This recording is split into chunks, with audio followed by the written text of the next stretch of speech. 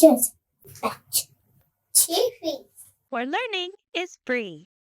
Hey kids, today we'll be reading Grannysaurus, presented by David Walliams and illustrated by Adam Stower, HarperCollins Publishing. Do you love to stay up late? This is the story about a boy who never wanted to go to bed, especially when he was having a sleepover at his granny's house. Bedtime, announced Granny as she and her grandson finished their dinosaur jigsaw together. But Mom and Dad let me stay up until way past midnight, fibbed the boy. Ha ha! I'm not falling for that old one, Spike. It's bedtime. Not fair, he said. How come you are allowed to stay up late? Because I'm much, much older than you. I bet you are as old as this dinosaur, Granny, said Spike cheekily, pointing to the puzzle. Yes, I am Grannysaurus. So, you'd better go straight to bed. She growled like a dinosaur. Spike sprinted up the stairs.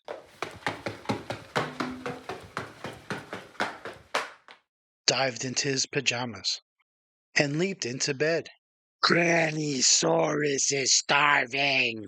Are any juicy little ones still wide awake? Came a voice in the dark. The boy shut his eyes and pretended to snore. Then Spike opened one eye and spied the shadow of a dinosaur. He yanked the covers over his head and tried to sleep. However, he woke up to find his bedroom booming. The whole house was pulsating with music and flashing lights.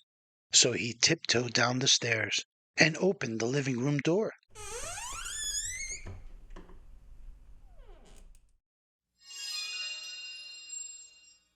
Granny was having a party, and Spike was not invited.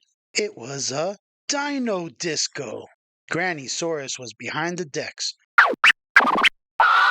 spinning some banging tunes. Well, she was a Spinosaurus. Dinosaurs were moving. Dinosaurs were grooving. Still in his pajamas, Spike joined the party. He boogied with the Brontosaurus. He strutted his stuff with the Stegosaurus. And he got on down with a Gigantosaurus. When Grannysaurus spotted her grandson out of bed, she stopped the music. Oh, moaned the disappointed dinosaurs. Spike, go back to bed, ordered Grannysaurus. No, replied Spike, crossing his arms. I'm going to stay up all night and boogie. This is a dinos only disco, she replied. Bedtime. You'll have to catch me first, said Spike. With that, he raced out of the living room to find a hiding place. In the downstairs loo, there was a tetchy triceratops perusing a paper. Do you mind? On Granny's bed, there was a couple of brachiosauruses bouncing up and down. Buzz off! And splashing about in the bath was a huge plesiosaurus. Splish, splash, splash. How dare you!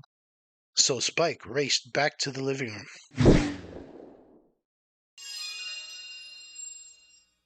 Bedtime! Shouted all the dinosaurs.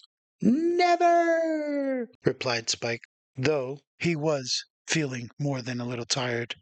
Then just you wait until Rex arrives, warned Grannysaurus. Rex? You don't mean...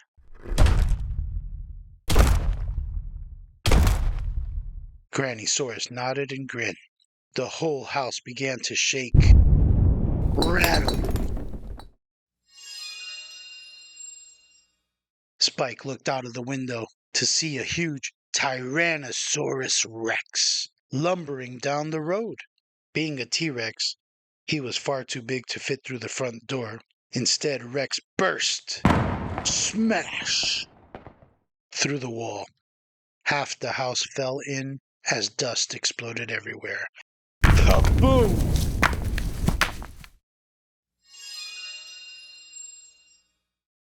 Rexy, said Grannysaurus. Yes, dear, replied Rex. My naughty grandson won't go to bed. It's not fair, yawned Spike.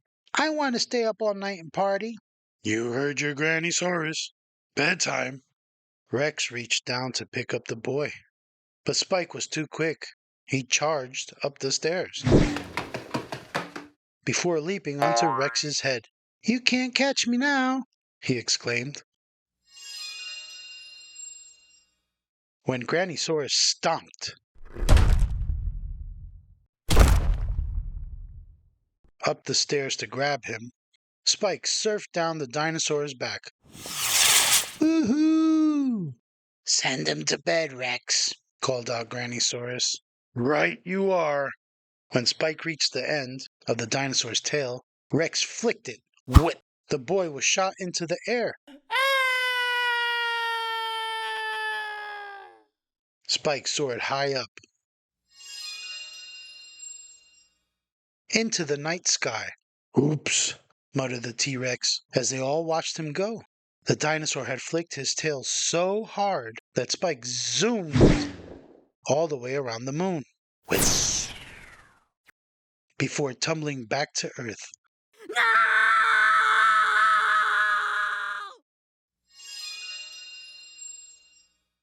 By a stroke of enormous good fortune, the boy crash-landed, thump, straight back onto his own bed. Oof!